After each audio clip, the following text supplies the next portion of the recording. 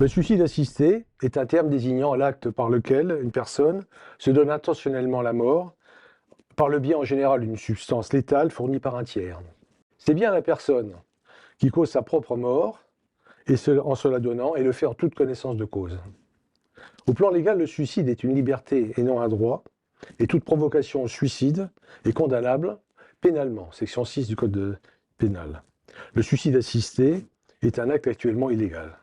Pourquoi et comment pourrait-il être alors proposé par le législateur comme une solution lors de situations en fin de vie, sans oublier que la mort n'est pas un geste technique qu'un tel recours pourrait tendre à accréditer.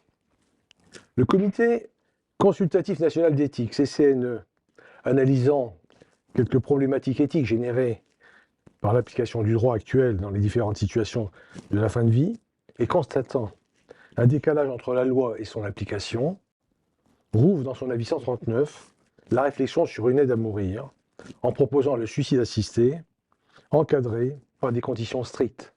En effet, si pour une personne atteinte de maladies graves et incurables, provoquant des souffrances physiques et psychiques réfractaires, le cadre juridique est satisfaisant quand le pronostic vital est engagé à court terme, c'est-à-dire dans une durée de quelques heures à quelques jours, il n'en est pas de même pour deux situations particulières. Premièrement, celle où le pronostic vital est engagé à moyen terme, c'est-à-dire entre quelques jours et quelques semaines. Deuxièmement, celle où la personne, consciente et sans trouble cognitif, a sollicité l'arrêt des traitements vitaux sans que cet acte entraîne un décès à court terme. Deux situations où le suicide médicalement assisté pourrait être juridiquement accordé à des patients autonomes en fin de vie, les autorisant, sous conditions étroites, à commettre cet acte mettant fin à leur jour. Suicide médicalement assisté, le terme interpelle.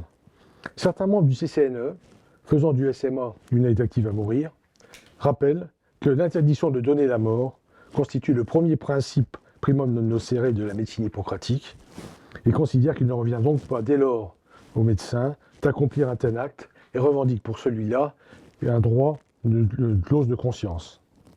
Cependant, le rôle du médecin s'impose dans le cadre du SMA en attestant que l'état clinique de la personne ressortit bien au contexte prévu par la loi, le recours au SMA s'avérant alors comme ultime solution appropriée pour mettre fin à des souffrances réfractaires. Cette décision de prescription sera d'ailleurs précédée en amont par une procédure collégiale avec traçabilité. Deuxièmement, faut-il parler de suicide médicalement assisté ou d'aide médicale à mourir? Un mot ne se borne pas toujours à signifier. Le terme suicide s'accompagne d'une charge morale et émotionnelle associée aux représentations négatives qu'il comporte. La terminologie plus neutre d'aide médicale à mourir, dont la pratique est distincte de l'acte, est souvent revendiquée. Sur le plan conceptuel, le CCNE considère qu'il ne semble pas qu'il y ait de raisons suffisantes pour affirmer que le suicide médicalement assisté ne serait pas un suicide. La mort est considérée comme une finalité, bien que conditionnée, dont la substance létale est le moyen. En conséquence, le CCNE propose de conserver des expressions suicide assisté, suicide médicalement assisté dans les discussions. Car premièrement, conceptuellement, elles restent appropriées pour désigner le phénomène visé, et surtout, il considère que la charge émotionnelle véhiculée, loin d'être négligée, impose bien au contraire un débat public avec apport d'informations et discussions et des interrogations et des réserves citoyennes sur le sujet.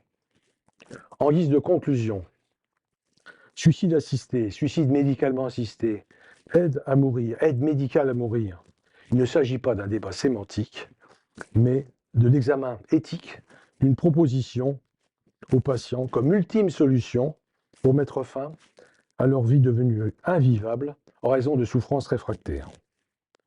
Solution qui tente de concilier les principes d'autonomie et de solidarité, avec une interrogation, celle de savoir si les questions éthiques sont surmontées avec le passage de la législation.